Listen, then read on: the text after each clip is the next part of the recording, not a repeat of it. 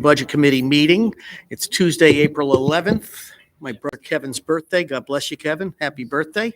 And we're having this in council chambers. It's a little after 6. Here. John Walsh. Here. David Borwin. Present. David Felber. Here. Jim Jinks. Sandy. Here. Sylvia Nichols. Here. John Mylon. Thank you. We'll rise for the pledge.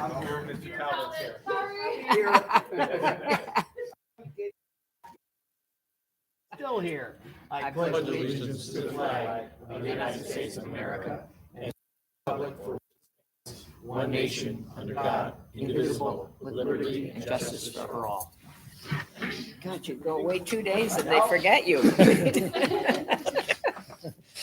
Okay. That says something, doesn't it?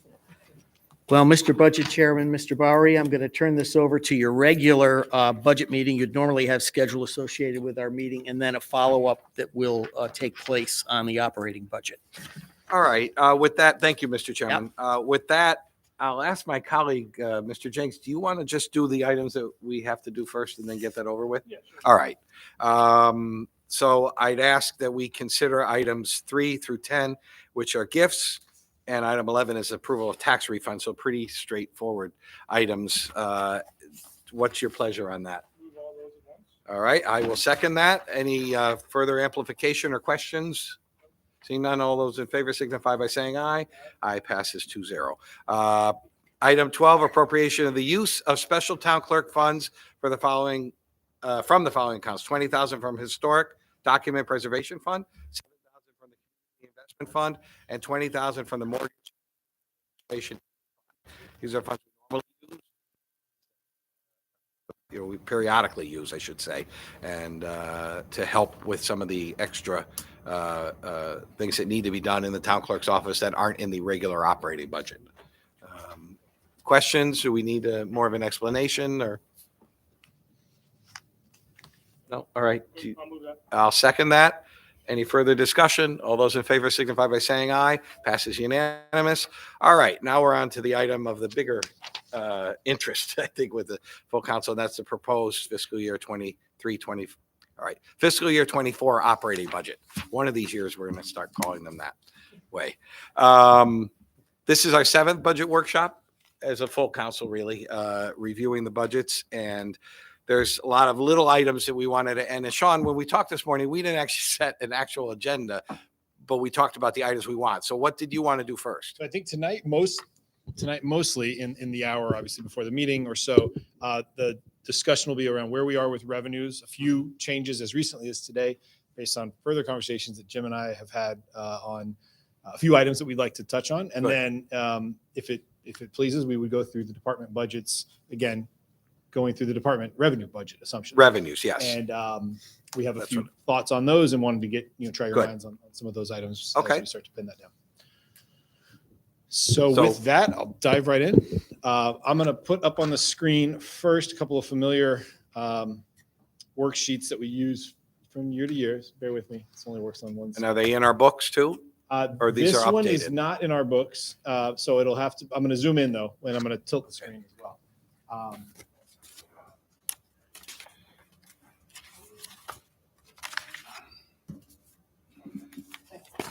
Much better.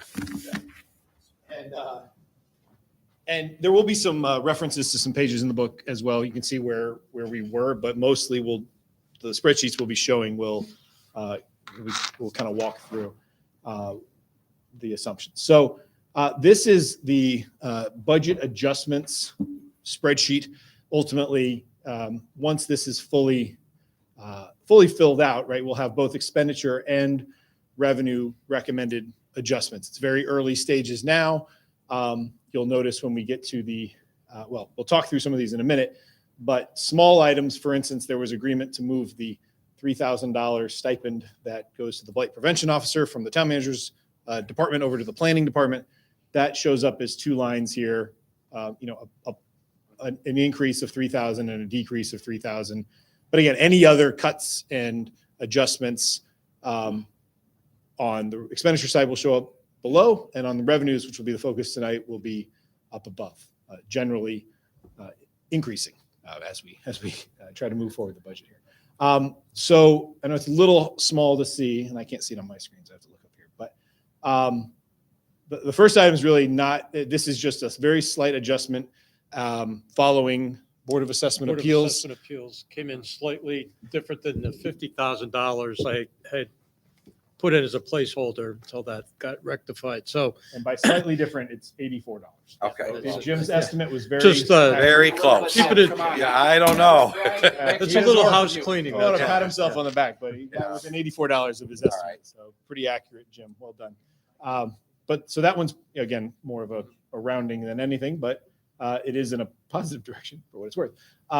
Moving further, and I think I'll let Jim speak to this a little bit, but when we talk about investment income, and we know we're in a higher interest rate environment, we have with our fund balance and other cash on hand, with pool cash also, we have significant source of funds. So small movement in the interest rate assumptions for the future year have large revenue impacts. This is very carefully modeled out on spreadsheets that I could show you in great detail from Jim's office. But there's a couple of suggested changes that Jim has here with respect to investment income. And I thought we kind of touch on this first and then talk about debt service and then get into the department budgets. Jim, you want to just cover these? Yeah, two so items? that's line 13 there, you could see, and 14 have to do with investment income. So we do very detailed projections on investment income, month by month, consideration, capital projects, how much we get in bond proceeds,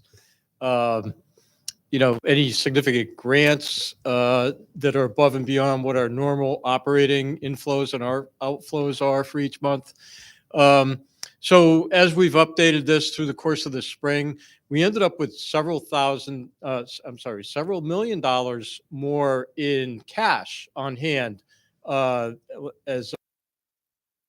So I built that into the equation. Part of that is probably because we've had some good surpluses, not only last year, but we're projected to have a good surplus this year as well.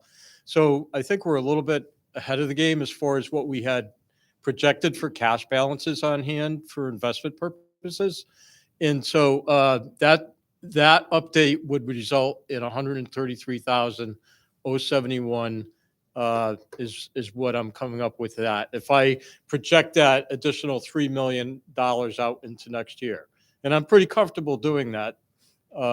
We have had, I think, a growing fund balance, and I know we may end up use some of that, but at this point, I feel comfortable using that additional cash in my projections.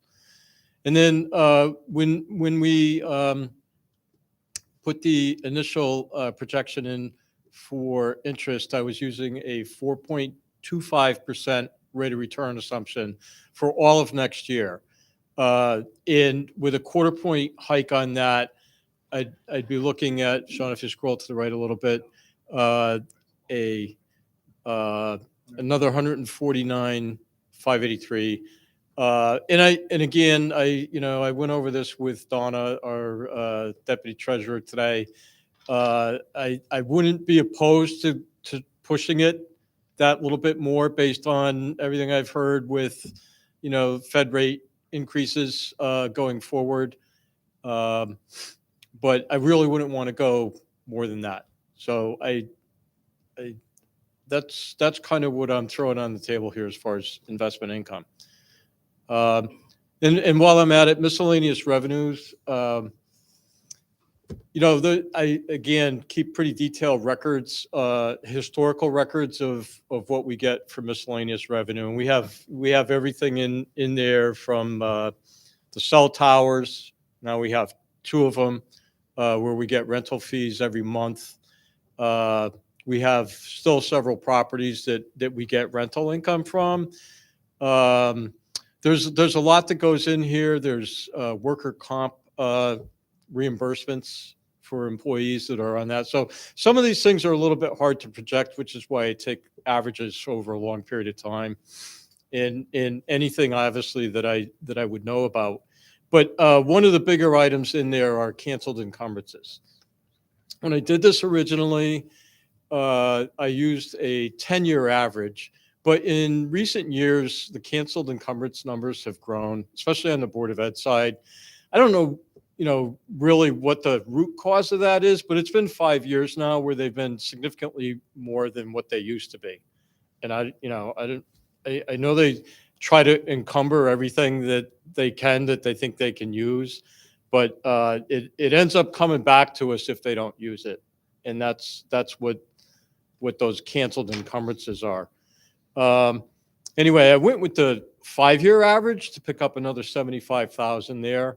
I really didn't see anything else in miscellaneous revenue and any of the other line items that we have. And part of that is suspense collections too. Let me say that, when we write off our taxes into the suspense counts, doesn't mean that we stop collecting on those. So those are in there as well.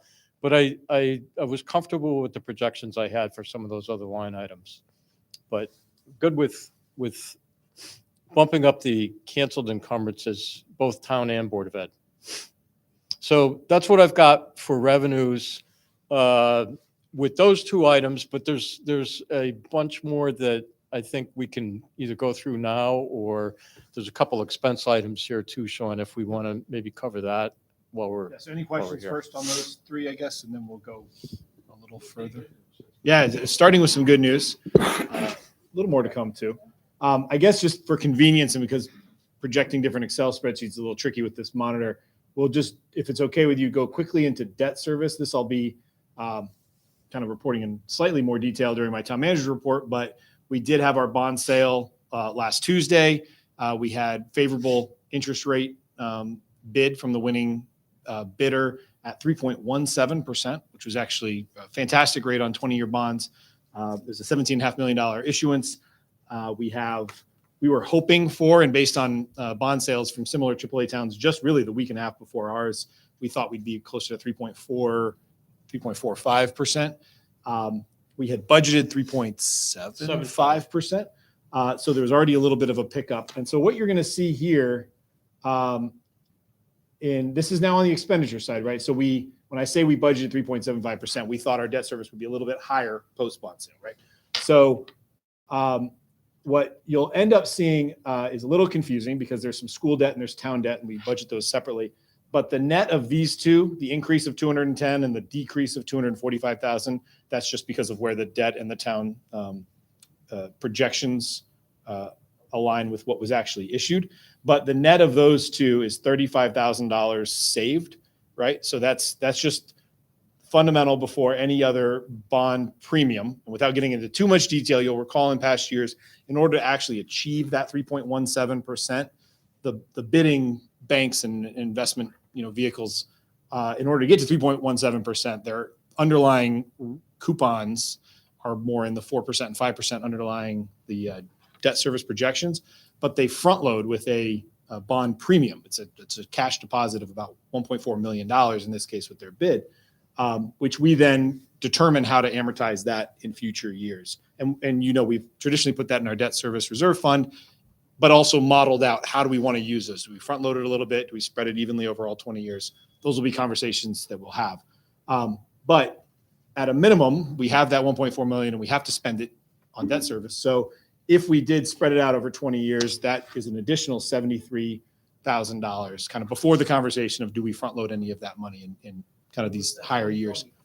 That's 1/20th. Perfect. Exactly. So 1/20th of 1.4 and change million is 70,000. So that's exactly right. So taken together, that $35,000 savings and this additional 73 is about $107,000 saved to the operating budget in the debt service line that we can take right now following the bond sale last week. So that's, again, in part due to the good rates we received, obviously based on our AAA bond rating, all that good stuff. So it's kind of a long-winded answer of what happens with those first three debt service adjustments.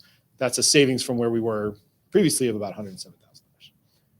One of the topics that the town manager and I talked about earlier today when I was trying to get ready for the meeting and see what we needed to present and stuff, we have set that in the debt service, as he said. And some years, 2, 3, 4 years ago, we actually put extra money in the budget and we put it in debt reserve, knowing that we had some big years coming up. We know we've got the big years coming up 3, 4, and 5 years from now. So I'm comfortable with taking some of it front loaded, 1/20th of it, exactly what it is, 20-year bond one for now. But I'm not so sure that 2, 3, 4, or 5 years down the road, I'm going to be comfortable with letting it wait for 20 years. And quite frankly, it isn't just because we have that fiscal cliff coming. Town manager reminded me that there's actually the 1986 law regarding the changes in taxes and stuff, and the arbitrage means we can't be taking that money and making money with it. Right. And we sort of are with the other money that we put off, and we'll be having a greater discussion at another time, not within the operating budget, about we want to make sure we're not, I don't think we're in any problems. You know, the bond council, that wasn't a, Well, we have larger debt service amounts, other Right. tranches, so we're fine. But I think conceptually, the Yeah. point is still a valid one, that you're supposed to use that fund, within some reasonable time from when you Right. receive it. because otherwise we're gaining interest, which we just saw in the lines above it. So I'm fine with using some of it now, maybe even a little bit more than that. We want to see if certain mill rate we want to try to get to as if we're very close. But the bulk of the $1.4 million, personally, I'd like to see us consider planning to use it 3, 4, and 5 years from now. Those are the years when we have the 2.8, 4.2, and $3.8 million increase in debt service those years. So it'll go a long way towards helping with that. So just hopefully there's no objection to that, and the staff is hearing that. But again, we'll put that in cement as we get later meetings and whatnot. But We actually have those debt service schedules available if we wanted to go, probably not tonight, but at some point when we want to go through those and Yeah. kind of model that out, we can do that at a future meeting. Okay. All right. Thank you. I just had a question on the future years, and I don't want to digress too much here, but when you really start having chunks of money bonded for the schools, because this is only $3 million worth apparently in the total, correct? That's actually for the schools. For the schools. But $2 as million. soon as we're bonding really hefty dollars and you're getting reimbursed by the state, how do you bond for that? So we wouldn't bond the portion that is reimbursable by the state. We have enough Okay. cash balance. So they to bond front for load. that basically is what you're Yeah. saying. It's just sort of We do, an yes. agreement and that's how it works. It falls on the state's books. It falls on our Yeah, books. you get what are called progress payments. So you're able to draw, you don't have to wait till the entire schools are built before you Right. get any reimbursement. You and Jim will be modeling when we expect those progress payments on approved grant reimbursements along the process. And then effectively becomes the chunk you don't bond. But during the height of construction, there will be significant bills being paid. And so Right. cash reserves have to be high enough through bond proceeds to fund those, of course. I was just going to say, Tim, they used to do it that way where you'd have to, pay for the cost yourself and then they reimburse you for the debt service. But they did away with that about 10 years ago. And Oh, so okay. now we get the money up front. Okay. Yep.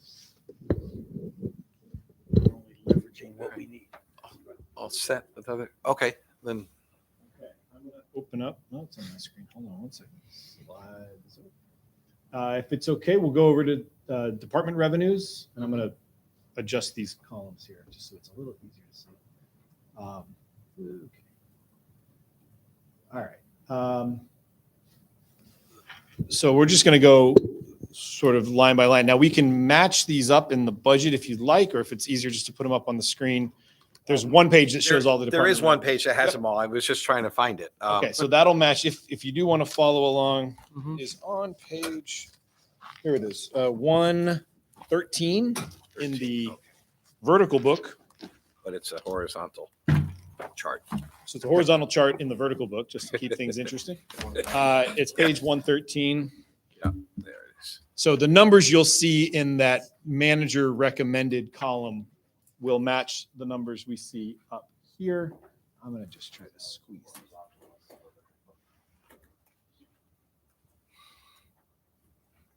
out. And this is an exercise, again, I know many of us have gone through a number of years now, but we do, just as a reminder, because it'll hold true for all the other departments as we scroll down. We're starting with building department here. Obviously, fiscal 23 is not completed yet. We are in fiscal 23. So what we do is you'll see these prior 5 full completed fiscal years, fiscal 18 through fiscal 22. Those numbers in column C, the actuals, those are actuals for the full year of July to June. And what we do is we take a percentage of how much was collected the remaining 3 months, right, as opposed to the first 9 months in any of those respective years. What percentage of the total revenue was collected by the end of March, kind of where we are now, and then take an average of that and an average of an average and kind of come up with what we think is a projection. Now, again, we've been saying we'll cross the $1 million threshold with the building department, and we certainly are on track. As you'll see, we're 800,000 through March. And again, if you take that same logic, the average, this 70.64% that is collected up until now in the prior 5 years, that's why you see that number there. That would extrapolate to 1.12 million for the current year of collection. Again, as we've all said numerous times, a banner year, a lot of stuff going on. Although we know there's also a lot of building permits yet to be pulled in the upcoming couple of years with some major projects, hopefully. So just shortcut, let me just collapse some of these columns for you. You'll see the average of the prior 5, and remember, this does not include the 1.1 million the current year. So the prior 5 years average was 600, but you'll certainly see the trend if you take the average of even just the last 2 years plus the 1.1 million, and you'll get. I can't see that anymore, but there's this is where it'd be great to have it on my screen. The average is down here at the bottom, a little over 800. What does that say, Noel? Which one? Right here at the bottom. 880. Forget it. All right, sorry. This would be nice if I could see it on my screen. The average at the very, very bottom, right up the screen. Oh, 606,738. Now, Oh, I'm sorry. it's Oh my in God, the I can real barely see small that. print. Yeah, 882. there we go. Or 9. 882. One day we'll figure out how to mirror Wow, I my can't screen see with that. either. There's no way I can see that. But again, that's the average if you include the current year of these 3 years here. So separately, originally the budget that came to me budgeted an estimated $750,000, and that's really the assumption that we would compare any of these prior years to, because as you'll recall, I've also proposed the building fee increase for the first time 20%. Since 2005, which would generate, again, with some conservative calculations, about $200,000 of additional revenue, which is why you see 950 in my recommendations. Again, this is one that I've kind of color coded some of these for ease. If they're green, we think there's probably a little more we could discuss. Certainly this 1.1 million and kind of on the heels, if you added 200,000 to any of these numbers, you'll see we're certainly closer to where we would have been if we had those same fees back then, maybe another way. So green is your forecast. No, green is green is Well, what is in the budget as not- proposed Okay. that That generates. column is, not just green, that column is. Yep. Okay. Because This- yellow is too. And Right. are April through June usually the biggest months for, I mean, looking at that, it kind of looks like it is. Yeah, certainly from a building standpoint, right, seasonally, Right. there are more, I mean, permits are hard, right? Because sometimes people pull permits in the winter because they're anticipating work in the spring. But yeah, if you see an average of 70% as opposed to 75%, which would be a strict, 3/4 of the way through the year, it's a little bit higher. But you see some years where by now we collected 83% and only collected 17% the remaining few. So Yeah. hard to say, and a lot of it can be driven off of any Well, one I mean, major those were project. COVID years, so that could be a little different too. Certainly, yep. So I think in this column, and again, we can do this as we go through, this is where the town council's number will go. And as Jim and I were meeting earlier, again, I know this is just our first department and probably our largest from a department revenue standpoint. But I wouldn't be opposed to moving this up $50,000 or even $100,000, knowing what we know about development that is planned and approved currently for I think next that's year. reasonable. So doesn't mean it's a forever number, right? We No. know that with the market changing in the future, it's a seasonally, it's a economy driven number.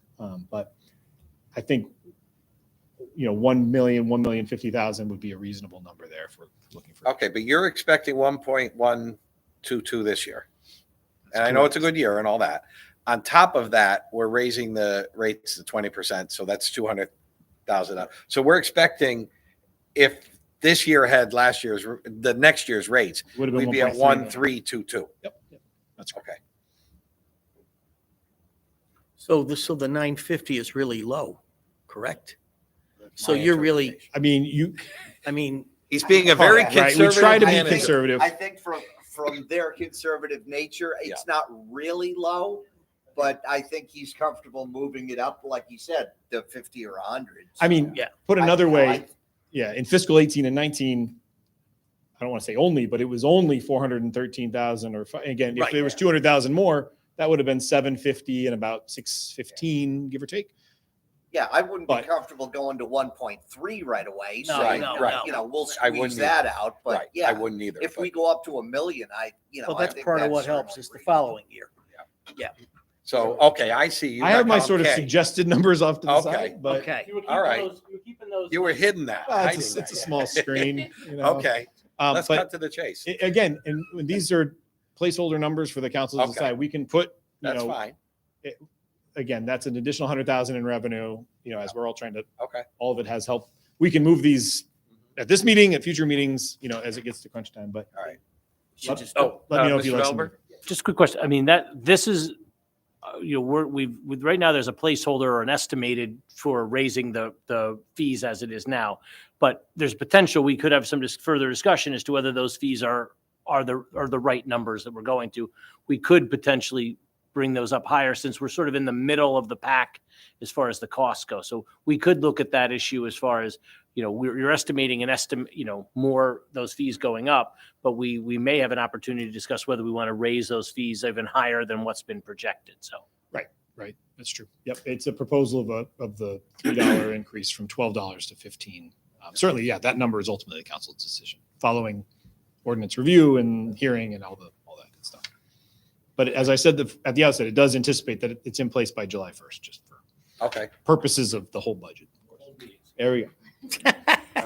Good. So we can move on for now, and if you Yeah. want to jump back to any of these, Town just I take my lead. Town clerk is a little bit of a different story. There's years where these go hand in hand, right? Building department and town clerk, with certainly from sort of an economic standpoint, typically. But town clerk fees, which are largely driven off of conveyance tax revenues, are a little harder to predict. And in a market where prices may be high, but volume of sales are not as high, we've seen their numbers trail off. The reason I colored this yellow was a little more caution with respect to the ability to move this up, to see that we're actually trending, and some large commercial sales can really move this number year to year. I can tell you that just on Thursday, 181 West Johnson closed, sold for $39 million. Our share of $39 million, the 0.25%, is about $98,000. So on Thursday, Wow. that number improved by doesn't happen every $98,000. Right. So it brings it back in line with the last couple of years. But very hard to predict those. That had been on the market for some time. The timing of that can be interesting. But so we've had 911. I know there were some large sales in that number a couple of years ago, but it's kind of in recent years kind of decreased a little. And I think a lot of that's volume of real estate transactions. So we have 817. I think that's still supported by recent years and certainly the last 3 years. But it's probably a little, unlike the last number we looked at, it's probably a little harder to move that up at all. And I would recommend just keeping it where we've budgeted. Okay. So you want to fill that in too as we go along? Well, he We did. can- He's yeah, we leaving can- it. We can, Oh, yeah, but H is the, I don't know why it's such a specific number. I will say normally it's like 815 or something, but 817, 400, I don't know. Jim must have calculated. Yeah. So if there's no more discussion on that one, which we Yeah. could again always come back to. Park and Rec. Park and Rec, again, a lot of this is another post-COVID number that we know is a little harder to look at fiscal 20 and 21, to Mr. Walsh's point. But we are trending in the right direction. And this year we are Exactly. Yeah. on pace to 368. I think that number could be, no indications, the demand for our services are as high as ever. We have no major reasons to think that number will come down. I think that's a number we could probably plan to budget something of a floor at 350,000 or something like that, 350. I have 350. Okay. Um, See what we got. Yeah, Yeah. 350 is fine. Moving on, police department. Again, just a really hard year to predict. This fiber rollout as the chief referenced, has just been unprecedented. And it's also, for the most part, rolled out, right? So it's not, Yep. you know, the bulk of the work is done. And a lot of the traffic lights too. Right. So, Cox gets into it, right? yeah, I will say though, the prior 2 years, sort of non-fiber years, if you will, you know, we're more in the 183, 184, pretty consistent there. You know, and I think this is also post the council raising the rate as well. So the higher number, I think you don't have to look at the prior years quite as closely because of the higher rate. So I would say you could probably go up another 10,000 or so pretty comfortably to maybe 185. Well, let's see your number on the. I think that's what it was. 185. This is like, it's like, Well, it's still conservative. remember what I did 3 It hours is ago. very conservative. I think it's still conservative. Yeah, Yeah, yeah, it was all of 3 hours ago that I was putting some of those in. yeah, I know. All right, and then we get to some smaller departments. Public library, probably not worth spending a lot of time on. No. keep But, going. Unless anybody has a. 1,000, similar Okay. animal control, Animal really control. small number. Gave up library funds. Yeah, I thought so too. That must be We other did, yep, things. the library fines is about roughly that $10,000 difference there. Yeah. Animal control, similar, very, very, pretty much tightly packed around $6,500 every year. Solid waste, and unfortunately this one's red, only because I'm not sure why it's been budgeted at 7,000, I think, for some time now. But in our looking at the last 5 years, 6 years, we've never hit 7,000. I know it's a relatively small number. It's not going to move the mill rate needle, but I will say, I think a more realistic number is about Okay. $3,500. Sorry to go the wrong direction, but No, that. Okay. almost everything that's gone into this account Yeah. is That's fine. metal that is put in the public works scrap bin, and then a scrapper pays us to take the metal. Okay, that's where it's from. I don't see it going any higher. It may have been something different long ago, but that's what it is. All right. Yeah, 35. Oh, yeah. Quick question on the animal control. Oh, sure. This is just quick. At the last meeting, we talked about the idea that we're holding on to a large number of dogs. Is that going to affect? Is that going to have a significant impact on the budget? You know, I know we talked about the fact that maybe we can get reimbursed by the owner and that type I of think thing. that's the biggest question. I think a lot of the care and the food, and there's Donated. very active donation, Friends of the Cheshire Animal Control Oh, good. Shelter, sorry. Okay. Um, I was just curious if that was going to have Yeah, I a, don't think it's either a huge- overtime or anything like that. but There's probably some, I'd have to confirm with the chief Right. to I confirm. mean, we're not talking big money anyway. I was just Nothing curious material. if that may drag us down from there. Okay, thank you. All right. All right, so back, 3,500 on that. All right. Yeah, 3,500 there. Sorry. Public Works, Um, yeah, that's a lot this year again. And 2 years ago. Yeah, Public Works is kind of averaged. I mean, they're above average this year. Again, I think that I don't have a lot more to go off of That other than that trend. Selling garbage pails. I mean, where's the? It's no, it's tied to permit.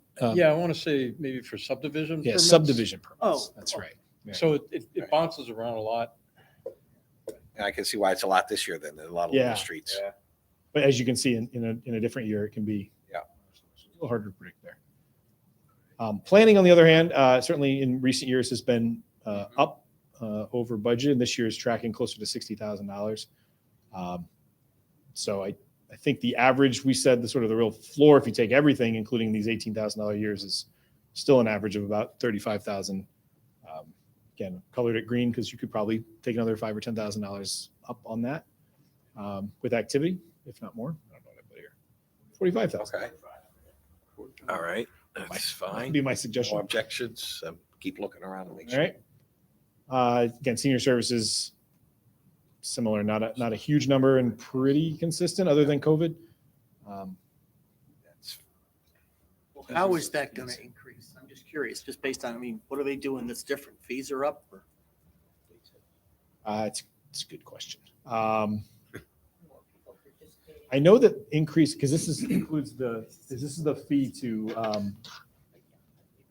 for the transportation services, A right? dollar a ride or whatever. I think No, it that is. goes into. That's a the- separate Does that go into goes the gift a account? Special revenue fund. Okay, Yeah, so what's, okay. I'm not That's sure not what's this.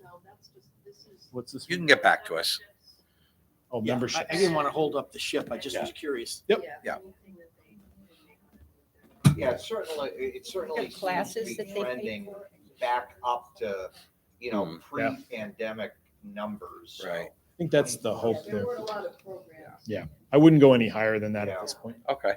All right. We all see. Youth activities is a very small number, pretty consistently. Yeah. About $4,500. Yeah. Fine arts, I Last think, one. is worthy of a conversation. Certainly the last couple of years, with programming and also obviously the opportunity to, Joanne always does a great job of offerings and also there's, potential with some of the higher in demand courses to raise fees a little bit. But even over where they are this year and the prior year, we've budgeted 100,000. I think you could certainly go up. There's been years that they were 122 and $150,000. I think the only other consideration, of course, is to be determined sort of any operational impacts this upcoming year. Yeah, But we're guessing, We're yeah. gonna guess. I'm hoping Money 1.25. 120. 115. I go 120. No, I don't want to go that extra. route. Yeah, I Maybe don't, 118. for the fees, exactly. I, So even if there were some interruptions to business this year, we also have the ability to increase fees and we right, think. yeah, but Building it's it in is. line with 125 is what it was. Oh. So you didn't Well, change it. That one's only for discussion purposes, really. I think. Again, a lot of it depends on what the entire year looks like and whether we make a That's a move or good not. point. But that was why I didn't, You might want to leave that level. until we know what the plan is. That's a smart plan. Yeah, that's true. For now. No. Yeah. And then we talked about, 5, it's green. well, unfortunately, we already pitched this one. So this is investment income and miscellaneous revenue, which we just showed on the other. So I just haven't filled in the numbers there. Oh, I have. So this one per Jim, if the council's in agreement with the two proposals that Jim offered, which I would suggest, this is an increase of $282,000, and then the miscellaneous revenue was the 485, an increase of 75. You want to just, on the other one, do you want to make it a round number rather than getting, Yeah, sure. Oh, that's we fine. could certainly do that. What do you like? call What's- it 2665 or something? 5 or something. Even the federal Six. government does that. Oh, we just I- lost 2,000. Wholeheartedly endorse that. I just pulled the number off a Right. There you go. See, we're being a little conservative. 685. And then 26665. So Jim, any other, I think the rest of these down here are, police special duty. That's the admin fee for special duty. Right. Again, this is another one impacted Should by that correspondingly go fiber year. down with the. So it's kind of feels like 125 might be the number based on those averages. And then education, tuition, and these I have not messed with in any way. And they're pretty consistent. I think I would want to push those Yep. too much. The other ones are- And that's what we're Paying out. paying I in. mean, That's getting coming it into our coming in. system from From outside. From out, outside Cheshire. right. All right, education, we talked about that one. All right, the rest are mill rate sensitive. Well, that's the levy. Yeah. So that this isn't where we would adjust. That gets adjusted on our mill rate calculator, Yeah. which we'll enter in. John, did you adjust the revenues from the state based on their latest projections? So we have not since the governor's proposed budget, we haven't. I had a conversation just this afternoon with Superintendent Solon. I know there was a proposal for some additional education funding. He was going to get me that number. Again, we don't know if it's been approved or not. Yeah. But I want to say it was between $100,000 and $200,000 of potential additional revenue. I'm not sure if it's through ECS or if it's through special education funding. I forget, but that's one that we're monitoring. But we have not adjusted anything from what we received from the governor's projections through CCM and everything else. That's what's in the budget books. And there's no significant talk of increasing over and above the governor's budget in ways that would help us that we're aware of. Not in any ways that would help that I'm. Yeah. The distressed communities, I know they're talking about accelerating the ECS and things, but we wouldn't fall into that category. Okay. So what do we, Is that the last one? So you did? That's the investment? last, yeah, the rest just become levy, prior year Right. levy, right? Any of And those these I just track for historical purposes. historical purposes, so. Now, why interest and liens so much lower than the average? Right. Sorry. Uh, Color green. Yeah, careful. 200,000. Concerned still with some of the open items that we still have pending from the 2018 revaluation. Oh, we took care of the last one not too long ago. One of the office buildings. I thought that was finally our last ones. Can we look at this number a little bit and just? Yeah, Is that why 20 was so low? Because that's coming off a reval? 20, we didn't do a lien sale that year. Is this where it goes? Lien sale? The levies can get a little confusing because of the year that it's applied to, but yeah, you know what, the prior years, prior year ends up getting credits or debits from from any refunds or on prior year assessments if they settle out in the taxpayer favor. But the interest and liens, I'm gonna have to look at that.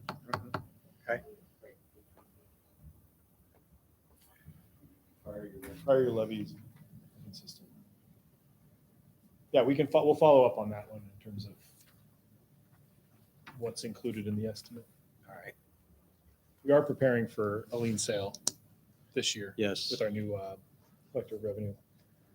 So you should see that will be coming to the council. And Yeah, and only because it's so below the 5-year average. Yeah. yeah, we can certainly take a look at that. Again, the only year in this that we didn't do a lien sale was 2020, and that's first spring of 20. Yeah. Yeah, even without a lien sale, it was still 200, so. Yeah. So long story short, we're about 500,000 better off than. Yeah. Is that that's what I was going to ask. Started the meeting with. Yeah. It's a good meeting. Because we need about 5 or 6 more meetings. Worth it. Yeah. Where, Jim, do you have a sum in this? No, Yeah, we can. other than taking some of the adjustment column there.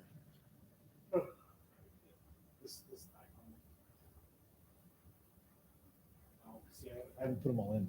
Oh. So we can't do that. Well, we'll get you an accurate number here in a little bit.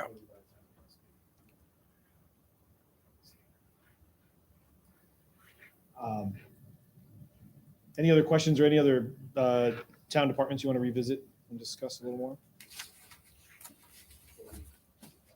All right. We have a little while longer if we want to get into one of the additional topics that we talked about. I don't.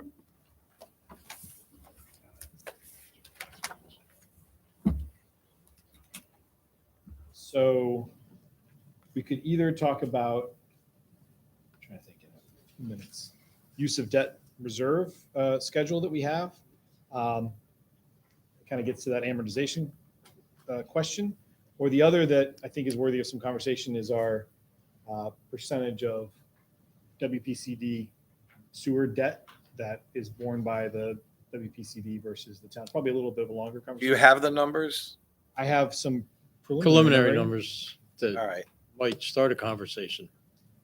All right. Well, let's do that then. There's an interesting question about how much the WPCD pays towards the debt service overall, and it's an interesting conversation to have here, and would have budget so- implications. Sorry, I'm gonna again try to collapse this. Again, it's a preliminary schedule, but this is something that actually did come out of conversations this year with our rating agencies who are kind of not questioning per se, but trying to understand how we finance our sewer related debt, right? Because those, just like we bifurcate town and school debt, you also have sewer debt. You can issue sewer bonds as we did to finance the The plant. upgrade through what are called clean water fund loans, right?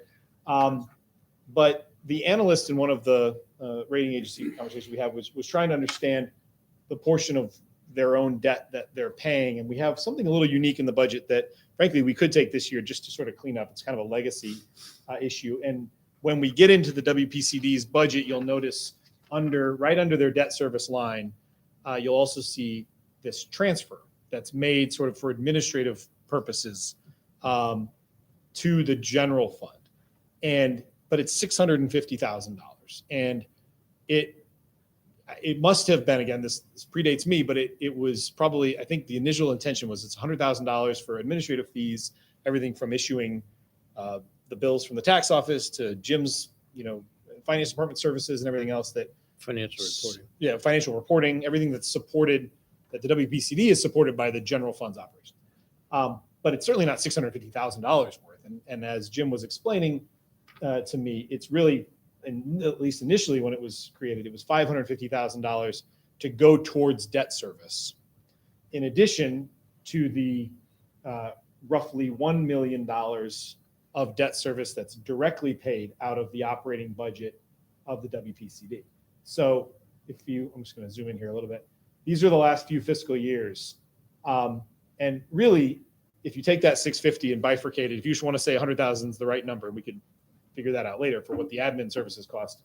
That 550, I know we budgeted this way for many years, but really ought to just be direct paid out of the WPCD. This is the part that was a little confusing to the analysts, is how much of their debt service are they paying? Because really that money's coming to the general fund, and then we're paying the debt service as opposed to the WPCD just paying their own debt service on that portion.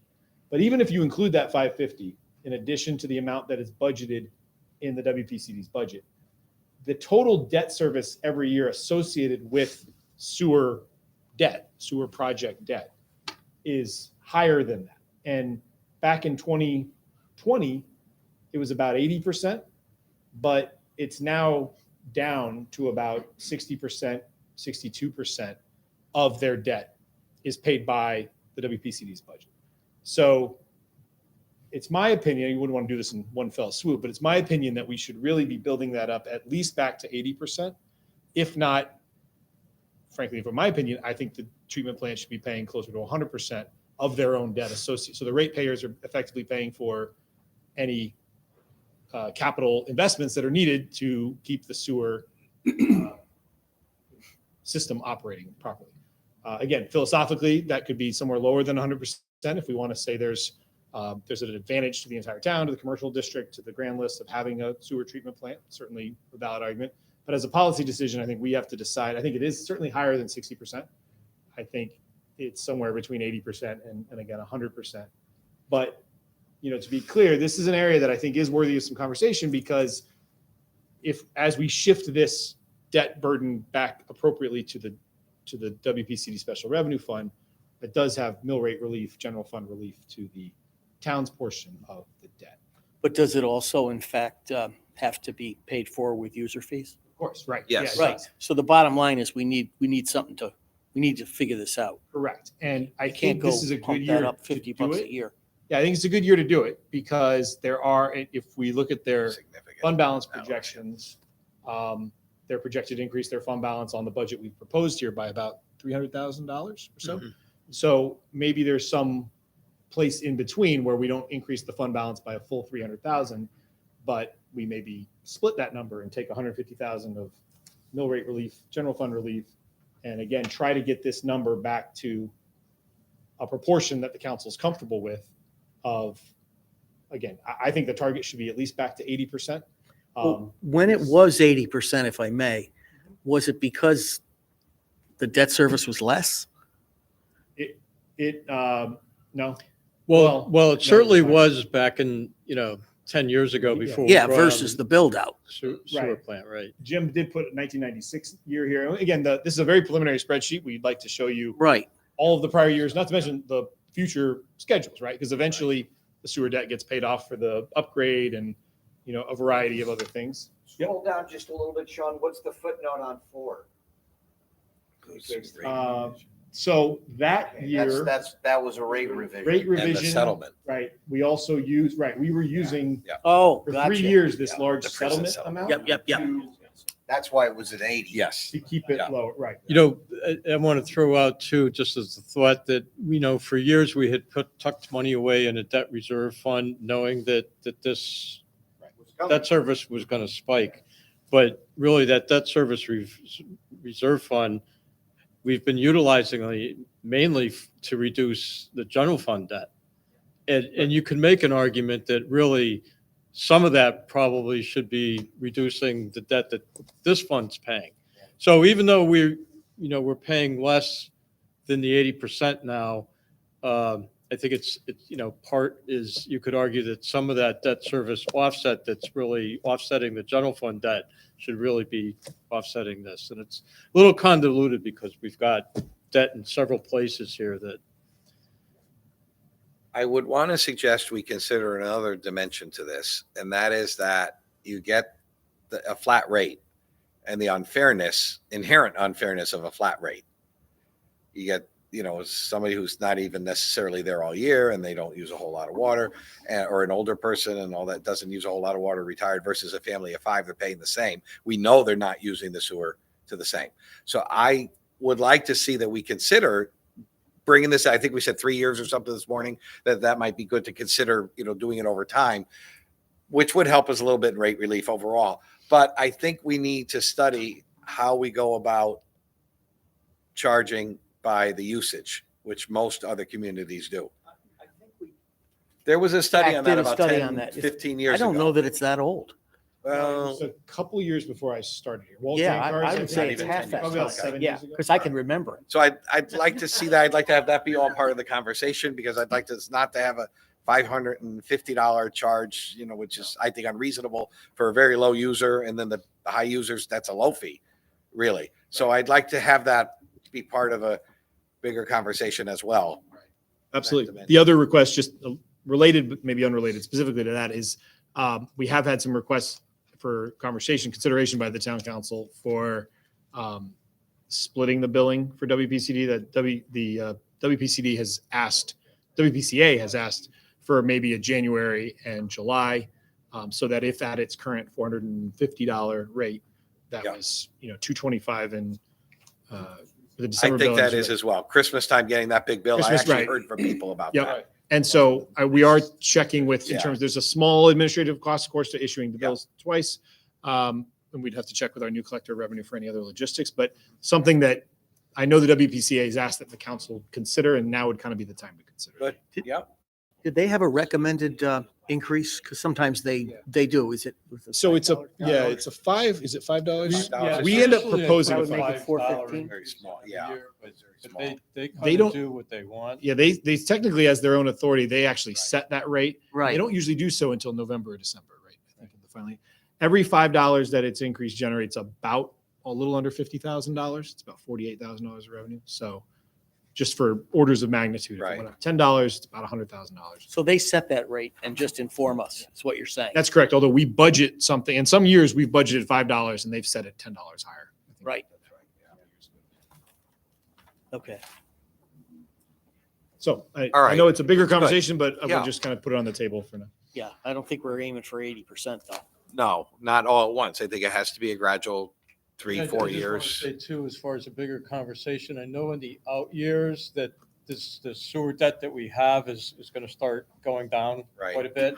Yep. And so that might be something to look at too, because Try to even it rather than have big Right. ups and Yeah. downs. And that actually had happened. I think you see from 20 to 21, you know, well, part of it really is the drop off. That difference between 1.6 million and 1.1 million is because of that settlement number that for 3 years we took that 1.5 million, which was a sewer related settlement with CCI. But again, there's kind of a lot behind a lot of these numbers. So I want to make sure we've fully explained it before we make any decisions. I mean, bonds went down quite a bit, couple 100,000, 150,000 over the last couple of years. Yeah. Yep. And prior another 120. I guess the part I lost in the conversation, if there's time, there's about a second, Yeah. was that admin fee. Yeah. Where's that in all of this? So, all right, Nowhere? it's probably easiest to see it if you go to quickly to your horizontal book. Okay. And go to page 136. Sorry for the quick show and tell. And once you're at page 136, you'll see in the middle of, this is the WPCD's Special Revenue Fund budget. You'll see 5709 debt service. That matches the numbers you just saw on the screen. And just below that, 5710 other. That's 650,000. And if you look in the detail, transferred to general fund, partial debt service reimbursement. What we're saying is in round numbers, 550 long ago, maybe 10 years ago, This is was real debt designated as a service. reimbursement for the town paying a portion of debt service. The additional 100,000 was because the WPCD doesn't have to have its Okay. own finance department, do its own financial statements, its own human resources, personnel, hiring, all that stuff is the town general fund's contribution to their operation. But the bottom line, it's in their operating budget. Yeah, at 100, now 100,000 may not be the right, no, that was probably the right number 10 or 15 years ago. It might be higher than that if we wanted to kind of dig into it, but all of this, like, it's all a balancing act. Yeah, and yeah, It's yeah. how much do the ratepayers bear and how much do the taxpayers bear Right, on right. behalf of ratepayers. Right. Yeah. Many of them are one and the same, but not all. Not all, but. Okay. All right. So, All right, so we'll conclude this budget part of the council meeting, and we need to have more meetings, obviously, and we need to get some more updates. How about next week? What's everybody's schedule like? Thursday, we've been doing Tuesday and Thursday, but I'm not available Tuesday. You can have it without me, and that's fine. That would be preferable. What about Schedule. Thursday? Yeah, just, that should be enough, one night to get some more updates, and then the following week we'll be adopting. Is Thursday? No, next Next. Thursday. 20th? well, The next, 20th, sorry, yeah, the 20th. Can we start 6:30 instead of 6? 6:30. Sure. yeah, Yeah, because I have a meeting at Yep. 5. Thursday, okay, so that's 6:30 is good for both of you with your meetings? Okay, all right, even 6:45, yeah, well, 6:30 and we'll get, all right. So we may go till 8:30 instead of 8. All right. 2 hours. Yeah, right. That's what, you set me straight my first year back. All right, very good. So, Mr. Chairman, I'll hand the meeting back to you then. Thank you, sir. Thank you very much. Okay. With that, another bat at the gavel.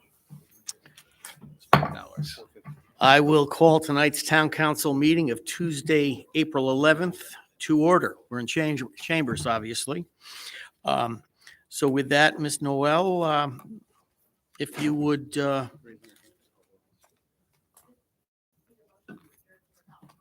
So moved. Second. that's true. That was a good point. So we had a vote on that. We had a second. We were all in agreement. Yes. Okay, great. That makes it very official. So it's always good to adjourn before you start a new meeting. So with that, we'll do the roll call. All right. Jim James. Peter Talbot. David Borowee. Don Walsh. Tim Slocum. Here, Sylvia Nickel. Here. David Delver. Here. Cindy Pavano. And John Mylod. okay, thank you. With that, we did the pledge at 6. I think that's copies anyway, right? worthy. So with that, we'll move into the quarterly consent calendar donations, which are included in our packets. They are a generous total of $26,262 for the third quarter fiscal year 22-23. That's a wonderful report. We thank everybody, much of it going to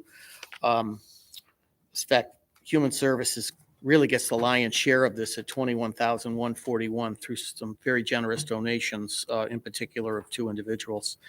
We thank them for that. So with that, I would ask if there are any public comments of anyone in the room that would like to address the council on something that's not particularly on the agenda tonight. Seeing no rush to the podium, I will move us along to the approval of the minutes of March 14, 2023 Town Council meeting, March 22, 2023 Town Council meetings,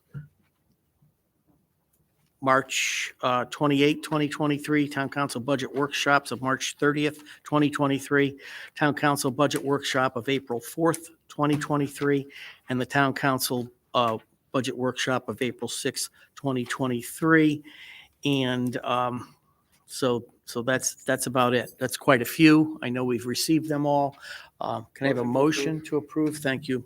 Thank you, Mr. Walsh. We have a second. Thank you, Mr. Veliber. Any discussion on any one of them that is necessary?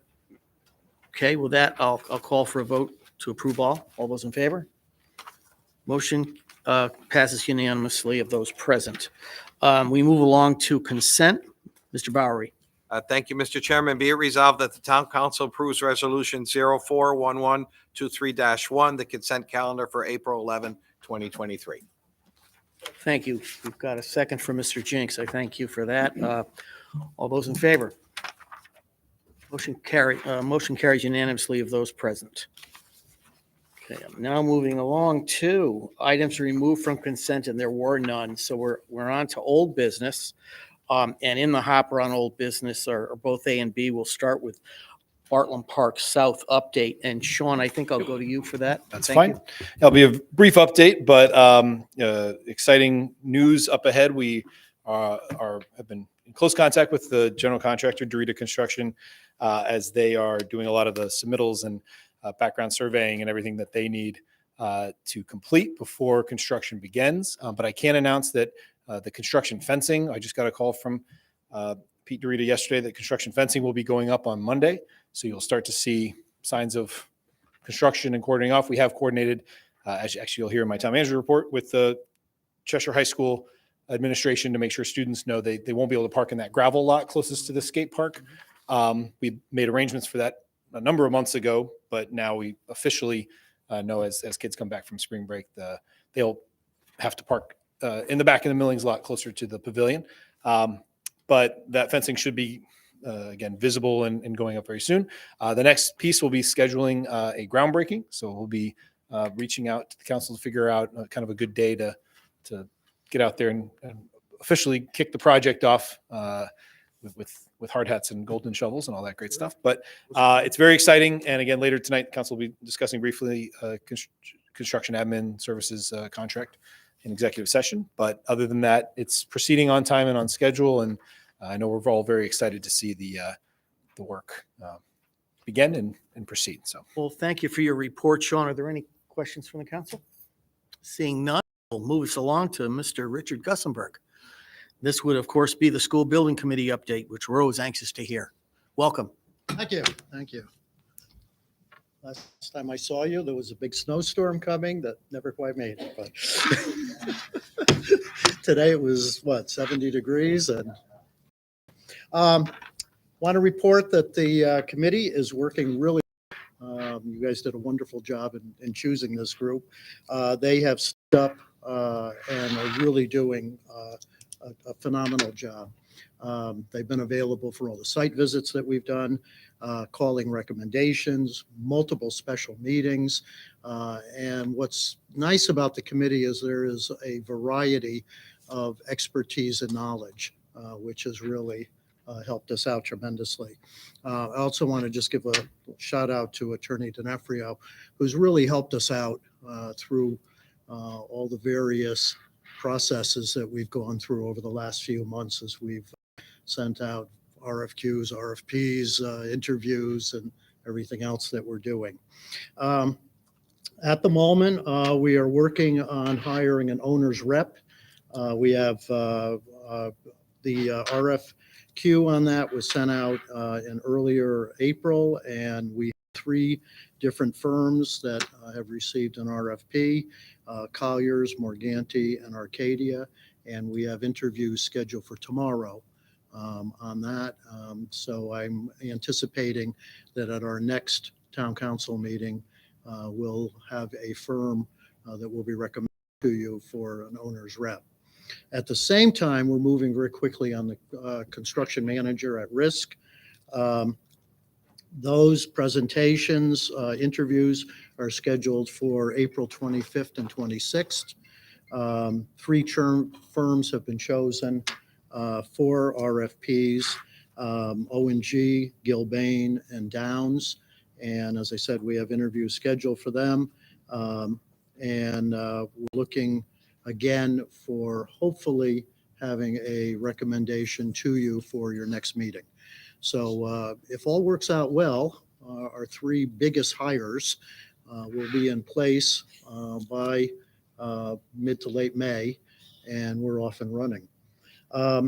The piece that they're sending out to you right now, I'm hoping my computer here will work. Should. And we did just pass it out to council. Oh, there we go. Oh, good. Okay. The architects have jumped in quickly and are working with us. This is one particular piece that we looked at one of our meetings. On March 23rd, the architects brought their entire team in, all of the architects, engineers, anyone that would be working on the project, landscape people, whatever. And we had a long meeting going through the design phase schedule and how we were going to work that. This is one graphic that they laid out at that time. The plans, as you can see from this schedule, are divided into three phases: a schematic design phase, a design phase, and a construction document phase. We're in that schematic design phase right now. There has been a working group that's been set up to interface with the school district. And the architects were in this past week, April 4th, did a tour of Chapman School, Norton School, and Darcy School. Spent a lot of time at Darcy since that program is a very unique one and very different, and spoke with the principals, walked the building, spoke to some of the staff, but that's just the beginning. And as you can see from the design that's here, or from this graphic that's here, the plans call for intensive interaction with various staff people. So they will be having meetings with classroom teachers, art, music, PE, media people, the maintenance staff, everyone who's involved with that. But they'll also be reaching beyond the school system and having meetings with people such as Park and Rec. Obviously, they're going to be going to see planning and zoning, wetlands, whatever, and community groups. So the orange square that's down there are all the meetings that are planned with the staff, and the purple meetings are three different community workshops that they're planning on doing over the next several months as the plans develop. And then if you'll look at the very bottom, the update meetings, they plan on, as they near the end of each phase, coming and presenting to you and to the Board of Ed so that you can have some input and see what's going on there. So that was, very positive, very productive. The site surveys have begun. They were working on Norton, and we'll be heading over to the new North End site in early May. So by the end of May, all the site surveys will be finished, and that's where we're at right now. Any questions?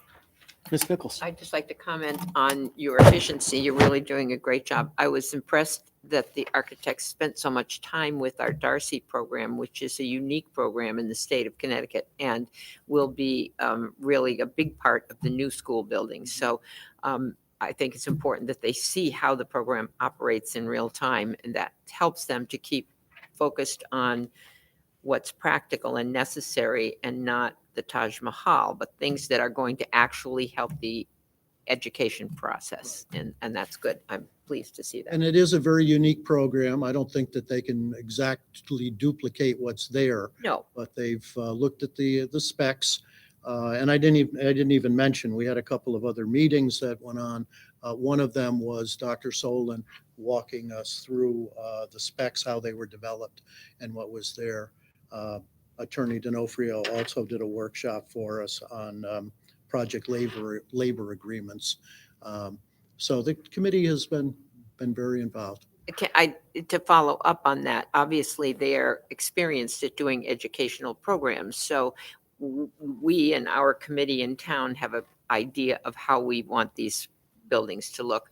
Are they bringing some good suggestions when they're making tours from other successful projects I that they've think they're worked being on? very careful not to make too many suggestions yet. Okay, Obviously, they came in with a lot of suggestions as part of their RFQ and RFP package, and when they did the interviews with us, and always made it very clear, these are just some of the possibilities. okay. And one of the things that we liked about this firm was how they had looked very closely at Cheshire and its history. And as they looked at the designs, they incorporated many of the aspects that make us a unique community. But as they toured the schools, they weren't there really to try to push an agenda. They were there to talk to the staff about what their needs were and what they were looking for. So for instance, we went into Norton School and we spent probably 20 minutes with the principal and the media specialists talking about how their program works and what a new media center should look like. And they asked questions, and some of those may have been a little bit leading, but in the end, really, we're just trying to gather information. Darcy in particular, I think they recognize that is somewhat unique.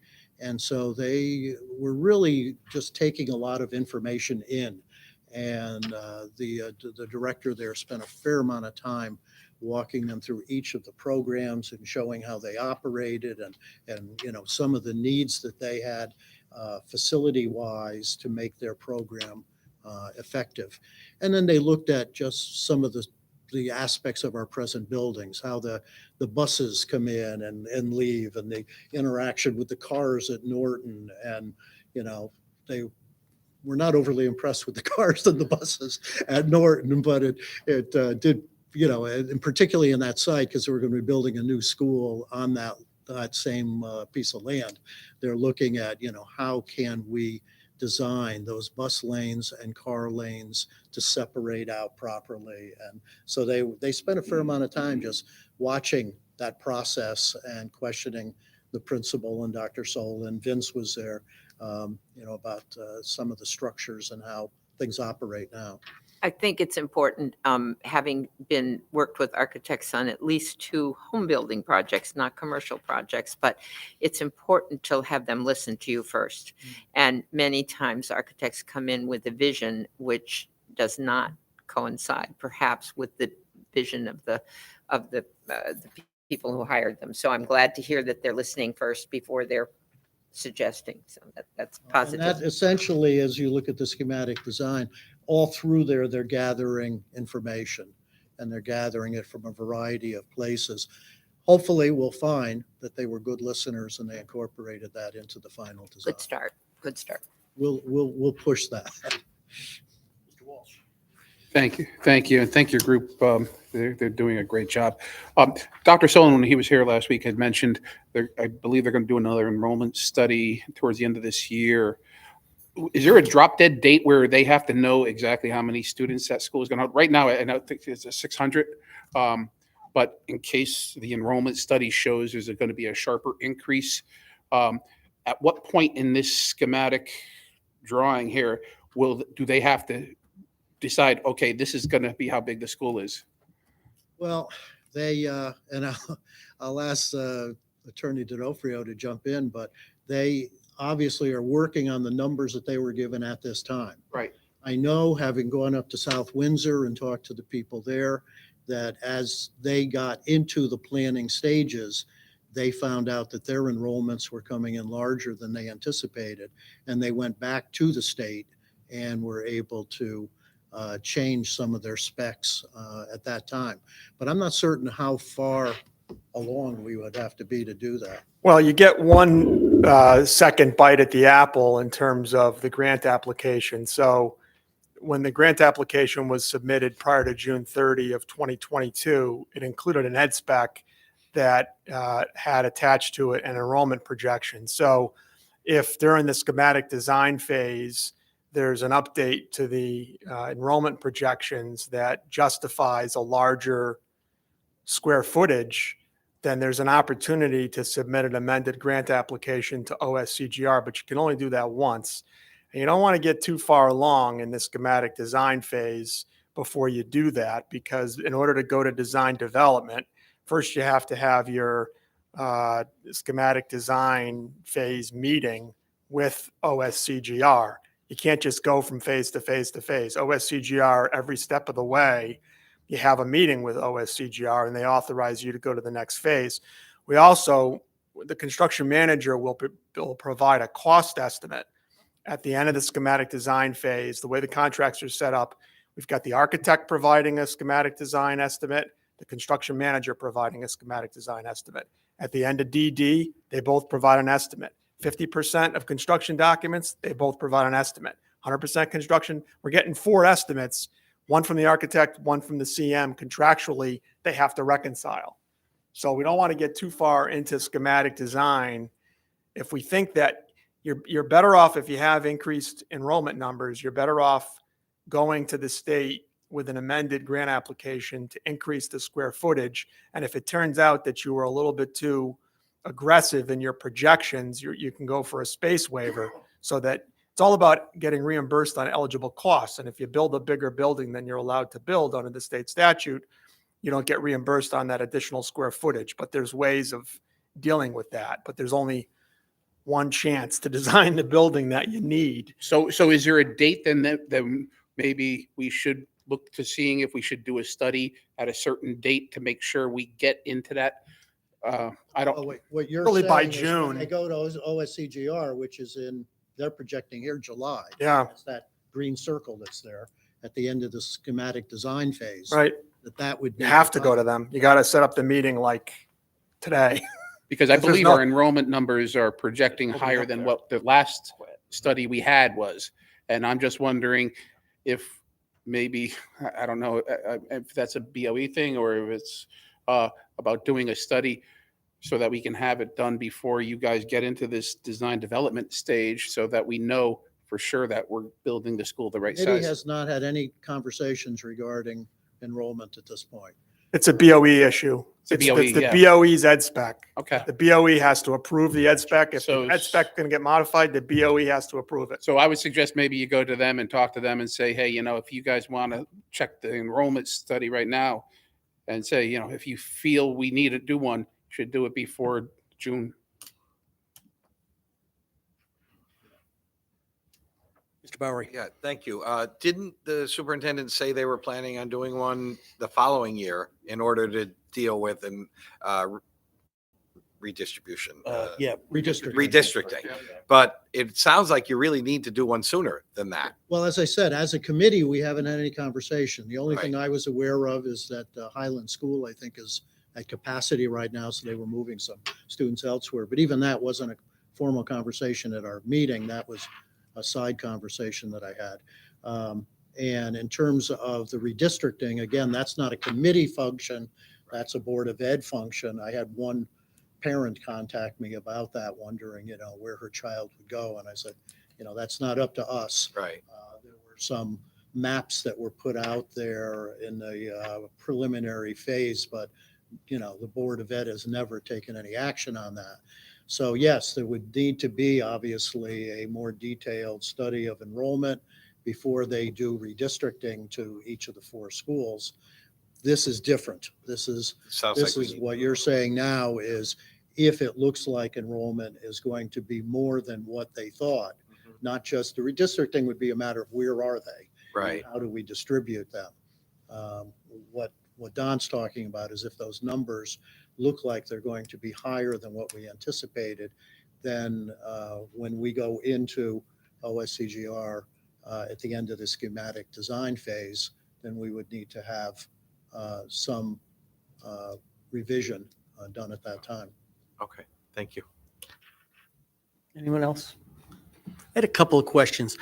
Just as a reminder, there's 2 architectural teams, correct? So there'll be 2 individual presentations for each There'll be two school different building. designs. Right. Everything is separated. Exactly. In So, terms of the pricing, in terms of everything that we've done, there are two totally different programs as far as the state's concerned.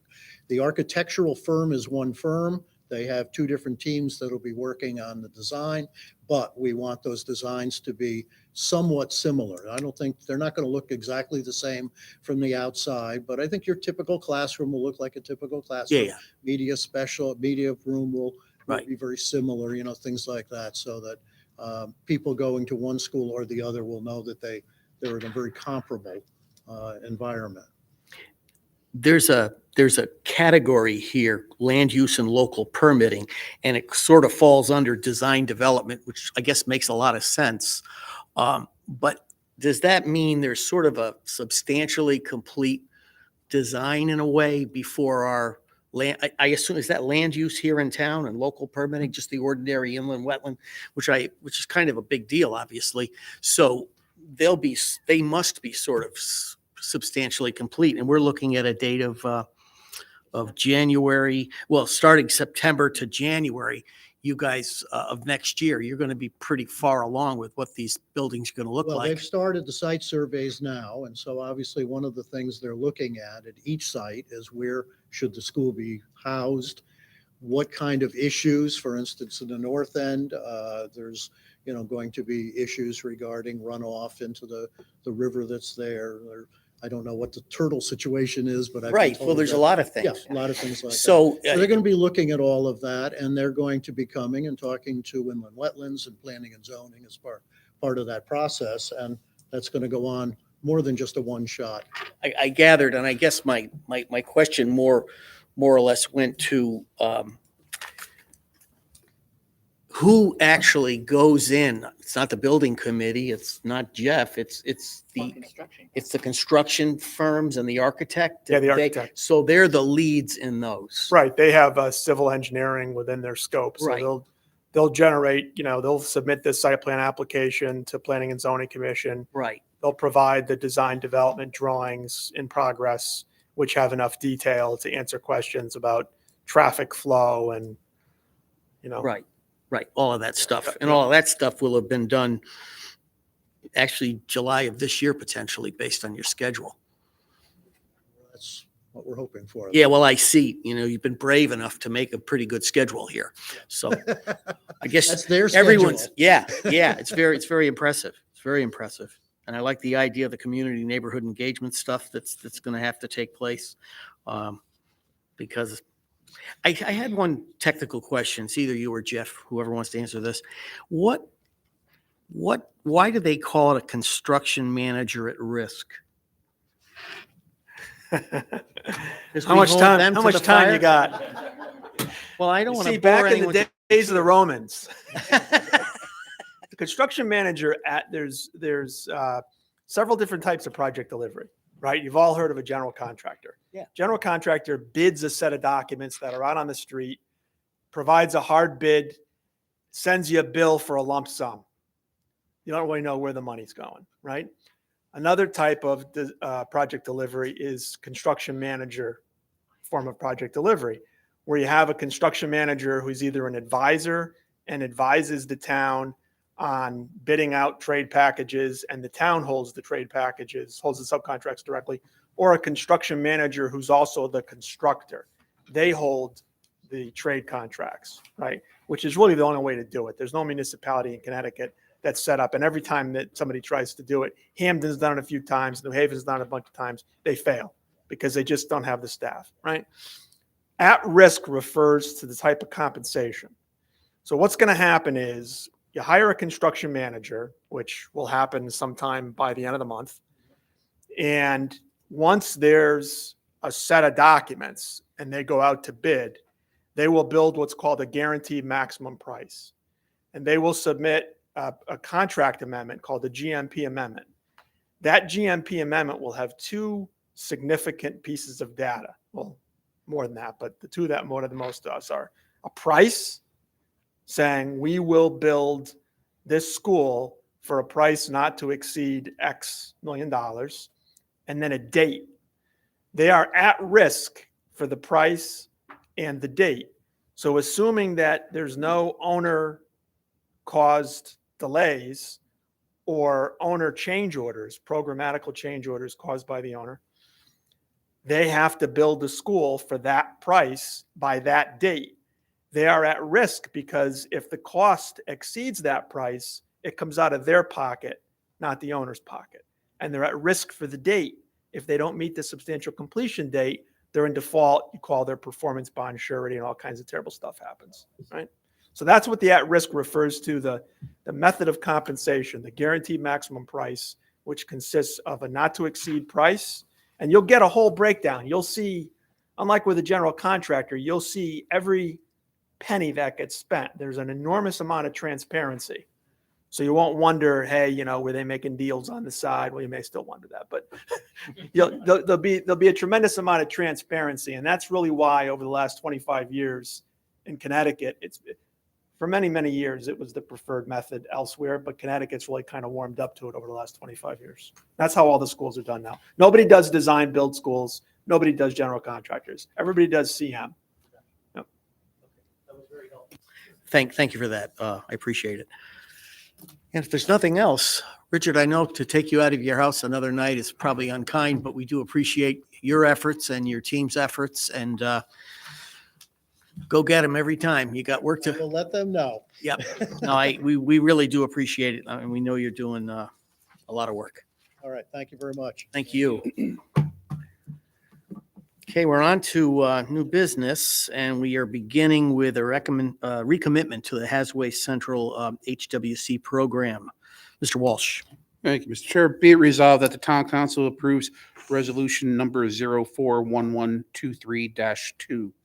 Be it resolved that the town council declares its commitment to continue participation in the Regional Household Hazardous Waste Collection Center for a minimum 3-year period, July 1st, 2023 through June 30th, 2026, and confirms its intent to contribute financially for the operation, processing, transportation, and disposal of household hazardous waste on behalf of its residents.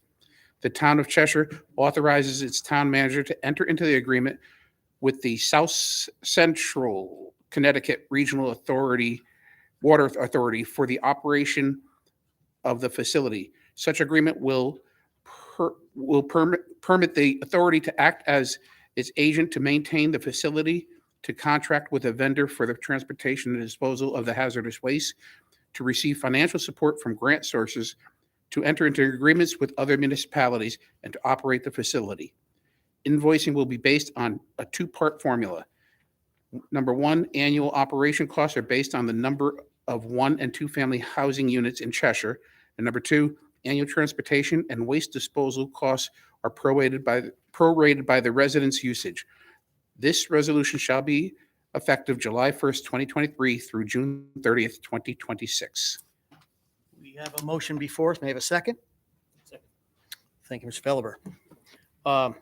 Any discussions? Pretty self-explanatory. Yeah, this is something that, I mean, a lot of our residents take advantage of for hazardous waste, to bring it down to Long Wharf and dispose of it there. And it's a great thing that we can give to our residents. And, it's trying to find out ways of getting rid of a lot of this hazardous waste. That's the best way to do it. Okay. Yes, Mr. Felber. Just a quick question. I mean, what is this? I know obviously it can adjust based on the actual usage, but what are we running annually on this? Do you know? Sorry. The budget, let me look. It's about $26,000. So I think that sounds about right. Find the number though. No. It's not a huge number. No.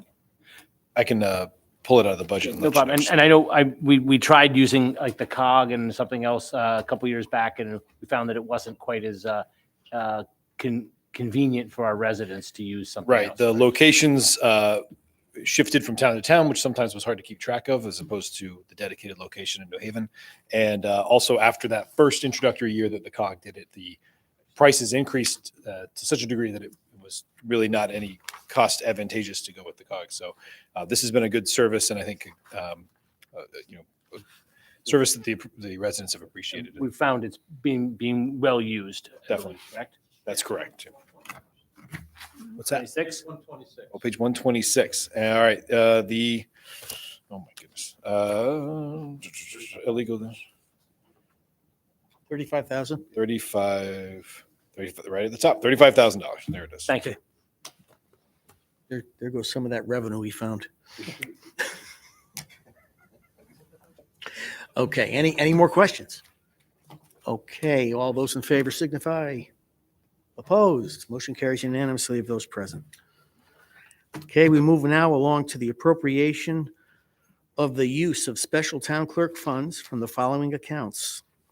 20,000 from Historic Document Preservation Fund, 7,000 from the Community Investment Fund, and 20,000 from the Mortgage Electronic Registration Inc. Fund. Mr. Bowery. Thank you, Mr. Chairman. Earlier, the Budget Committee recommended unanimously the consideration by the council of the following resolution. Be it resolved that the town council approves resolution 041123-3. Be it resolved that the town council appropriates the use of special town clerk funds from the following accounts as enumerated by you in the title. We have a second from Mr. Jinks. Any discussion? Just briefly, this is periodically those funds, those accounts that have funds that are available to the town clerk are appropriated to their use, and it helps with the operating budget and helps with the management and functioning of that office, and helps keep the tax rate down a little bit. These are funds dedicated for that purpose. Any other questions? Mr. Talbot. Thank you, Mr. Chair.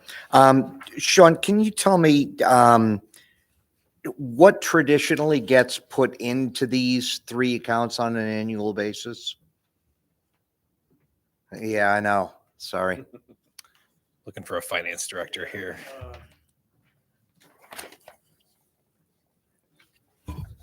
Yeah, I have the fund balances on the attached memo. She's not depleting at all. Looks like she's using, Yeah, I would have to, we could pull that and circulate it, Peter, if that's okay. I don't have it at my fingertips unless, looks like she's using 2/3. Yeah.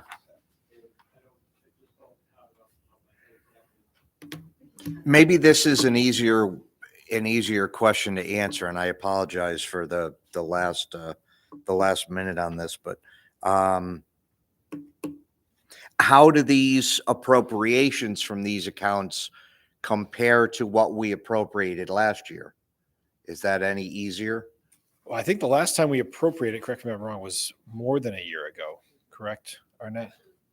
Was it? We also had appropriated money for assistance in the office for staffing, Right.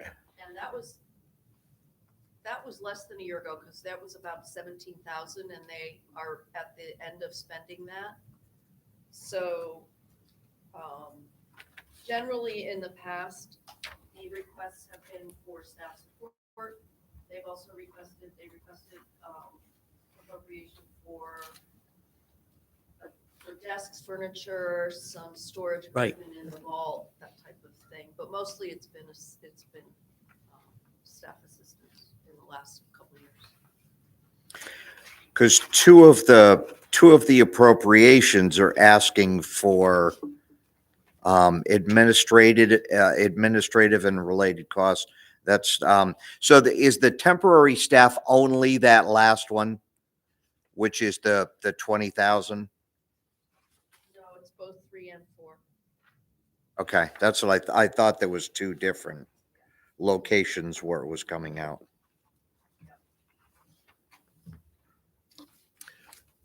I must say, Peter, Laura did ask me if if she should come to the meeting, and I thought she didn't need to, so I apologize that can't be more fully answered, but are you satisfied? We can just get the answers?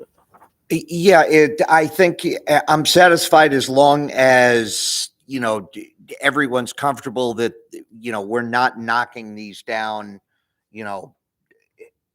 beyond what we've done in the past, and they kind of replenish to the levels, that we see in the current balances. Yeah, it looks like she's using basically 2/3 Yeah, of a total balance. Right. And that's happened before.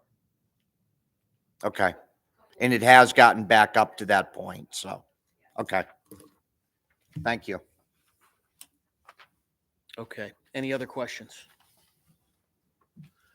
Okay, I'm ready to call for vote on this. All those in favor signify. Opposed? Motion carries unanimously of those present. Number C, we go to C, which is the approval of the Director of Human Services Resources job description. Ms. Nichols. Thank you, Mr. Chair. Be it resolved that the Town Council approves Resolution 041123-4. Be it resolved that pursuant to the recommendation of the Personnel Committee, the Town Council approves the updated Director of Human Resources job description as presented. Okay, we have was that you, Mr. Talbot? Yeah. Thank you, thank you. We have a second. Discussion? Yeah, this has been a project that we've been embarking on for the last year or more. As the staffing changes and the needs change in the town staff and the jobs change, we're updating the job descriptions, and many retirements are happening. This is a result of our current human resources manager / assistant town manager is retiring. So we're separating that into one human resources director position. So we just needed to reflect that in the changes here. You all have the red line copy in front of you. Sean, do you have anything you? No, that was well summarized. The Personnel Committee reviewed this, made a few small suggestions that we incorporated into this document. But again, as Sylvia said, this is a reflection of our intent going forward to have kind of no longer, it's already happened this year out of relocation of offices and whatnot, but having the human resources function separated from the town manager's office that we've been discussing again for the last couple of years. And now with the retirement of the incumbent, we will have an opportunity to hire a director of human resources position that will reflect this updated job description. So that's happy to answer any questions. Just a quick question. So this will eliminate the fact that right now we have 2 assistant town managers. We'll get back to just 1 assistant town manager, correct? I mean, in terms of what the job description reflects, on paper, that's correct. I think in practice, as the council's aware, the last couple of years, we moved around. I incorporated, upon the retirement of our economic development coordinator, incorporated that function into my office, the town manager's office. And at that time, sort of in practice, no longer being in the town manager's office, the current personnel director was not really serving as an assistant town manager. He had that anymore. title or that role. Was still on, still in the job description, and again with some knowing now was planning to retire within about a year. This is now the change that he's. So whoever replaces the new director of human resources will just be the director of human resources. That is and correct. not an assistant town manager. That's right, and that you'll notice in the budget that's also now reflected as a separate budgetary department altogether too. Historically, that position was just under the town manager's office. We never had a human resources department in the budget, so now we do. Right now, it's a department of 1, but again, that'll be ongoing. Very good. Any other questions? Okay, I'll call for a vote on this. All those in favor? Opposed? Motion carries unanimously. This brings us to D, and I just want to clarify. I'll read this. Discussion and possible action regarding construction admin services for Bartlett South project. I know we need to go into executive session, but I just want to, I would like to ask, are you expecting us to come out with a vote? A I motion? think there's a good chance Okay. following the discussion. We have a number of So- items to cover in executive session. So we'll but they're- declare that before we That's go into executive session, but this way everyone knows we're passing along we're passing that over until the end of the meeting, and we'll move on to the town manager report and communications. Thank you, Mr. Chairman. The town manager report should have a copy in front of you there. A couple of these items we actually touched on a little earlier during our budget committee, but again, very pleased to announce our bond sale results from last Tuesday.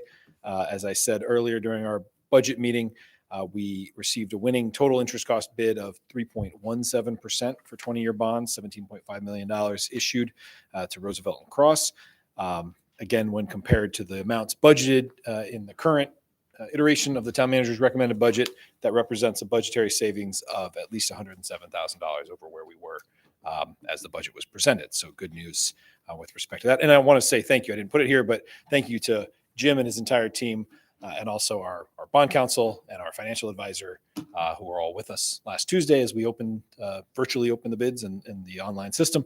But again, everyone put in a lot of work and appreciate all of their support. Again, an update I gave a little earlier today, so I'll breeze through. Bartlett South project is on schedule. And again, just the most visible update will be construction fencing going up as early as this coming Monday. So we're happy that that project is proceeding ahead.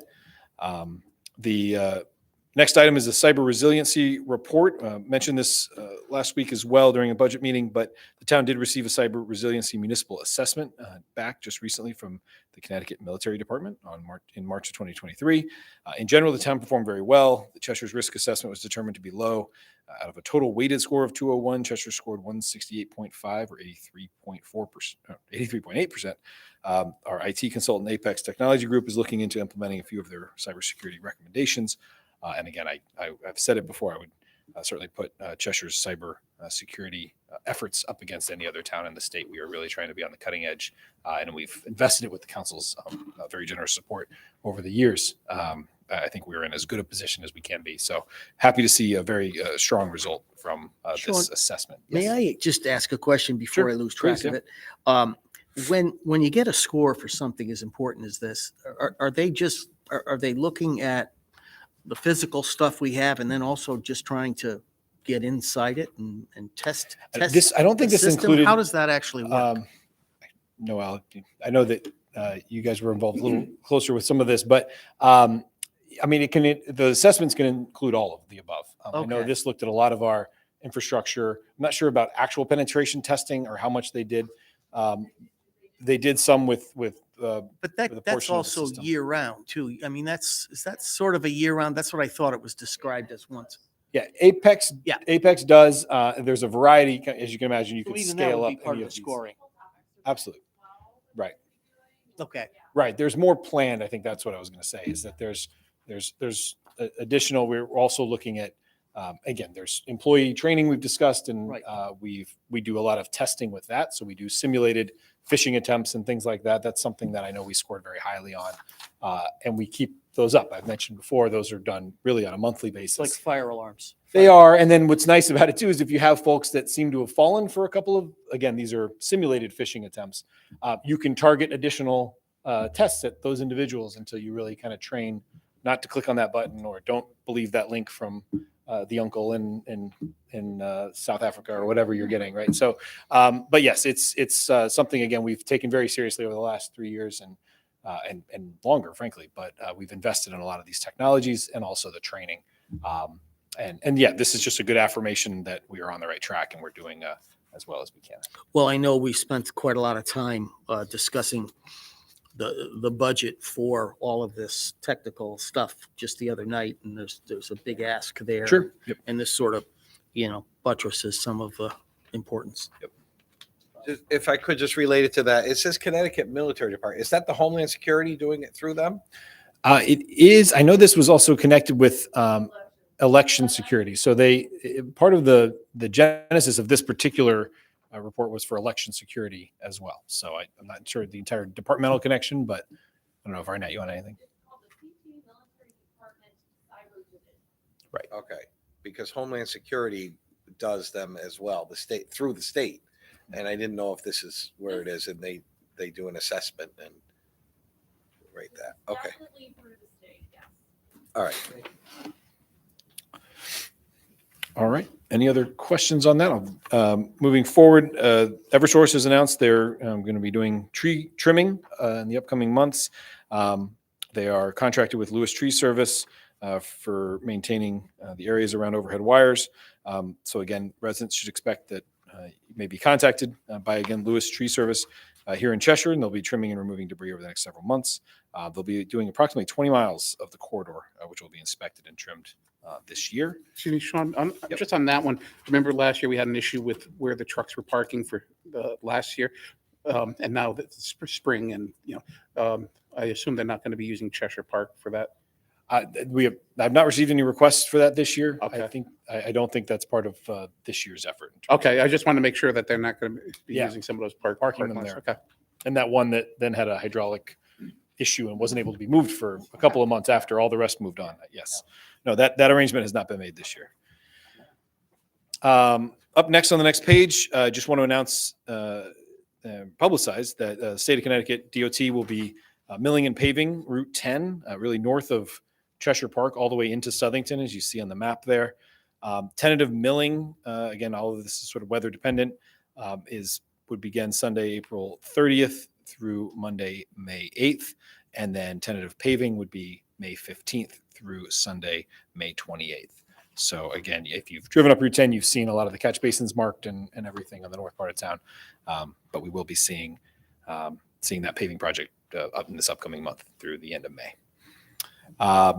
And then finally, just two others that I had included in the prior report, but just we want to continue to publicize the 2023 Neighborhood Assistance Act Assistance Act applications are due June 2nd. Again, I won't read all of the information, but everything's available on our website, or folks can contact the town manager's office.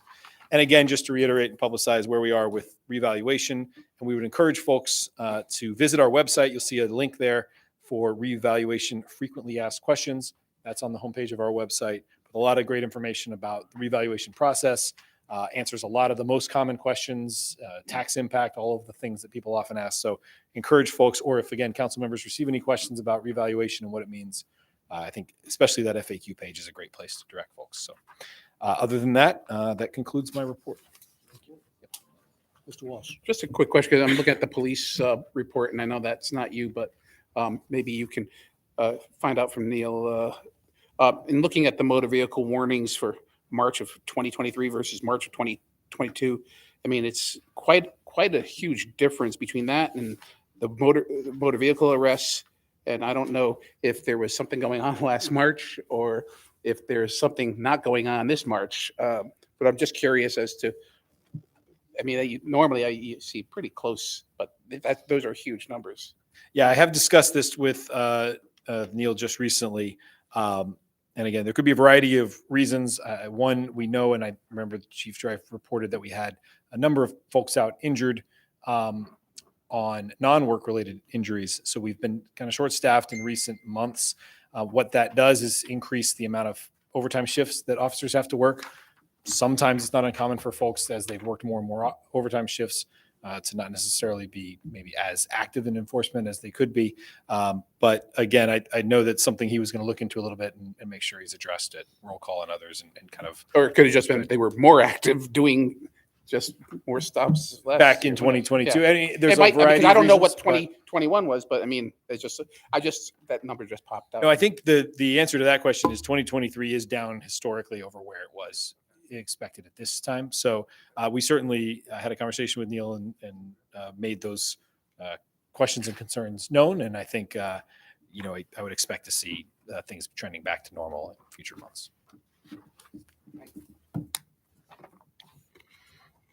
Okay. Well, Don, I guess you brought us into the monthly status department reports. I don't know if there's any further questions on those, but they're included in our packets. And you should also have fire separately in the rest of your packet as well. Oh, well, was in your packet, and this police was added today. Okay. So now I guess we're going to move along then to reports of committees of the council. I'll start on my left. No report. Thank you, Ms. Felber. Ordinance will be meeting on Wednesday, May 3rd. We have a pretty full agenda. Okay, No report. no report. No report. Budget meeting, You're we full of heard next reports. Thursday, and then following Wednesday to adopt, and stay tuned for any in between. Okay. Any further reports? No further reports. Okay. There's no miscellaneous, I don't believe. And so we'll go on to 11, which is primarily miscellaneous and appointments, and we'll start with our liaison reports. Again, I'll start on my left. No report. No report. We've been budgeting. No We have report. been. We have been No indeed. report. No report. Jim, that's amazing. I'm telling you, Jim, that's amazing. We did get your report on the sidewalks. Okay. Well, I got to turn this heavy tome. We move on to appointments to boards and commissions, if there are any. There are. Do you have some? I have two. So I would like to bring forth the following people to be members of commissions. The first is James Harris, being appointed to the Historic District Commission. It's a new appointment, filling the vacancy of Lauren Backman. The term of office is the present from 1/30 till 1/31/2028. He's a Republican. And Robert Glover, who is a new appointment to the Public Safety Commission, filling the vacancy of Mr. Lohman. We're sad that we lost Mr. Lohman, but we're putting Robert there in his place. The term is office is now present till 1/31/2025, and he is a Republican. I will second. Thank you, Mr. Talbot. We have a motion and a second, so we'll call for a vote on these appointments. All those in favor? Opposed? Motion carries unanimously of those present. Okay, we move to 12, which is the town attorney report. Anyone? Nothing additional for public session. Thank you very much. Council communications, any letters to the council? I haven't had any. Okay, I don't have anything under miscellaneous, which now we go into, I'll ask for a motion to get us into executive session. Items to be discussed are land acquisition, pending litigation, and contract negotiations. And just a reminder, we may in fact have a motion and voting activity to be taken place relative to the park project fees and things like that for services to be rendered after. So that would be action taking place after we come out of executive session. No action ever takes place in executive session. So with that, to include, looks like everybody in the room except perhaps you on the left. No, Jim, you get to go home early. You get to go home. Thank you so much. We got Dan Barbera, we got our staff, assistant town manager, and So moved. so we're all in. Thank you. Call for a vote on that. All those in favor? Motion carries.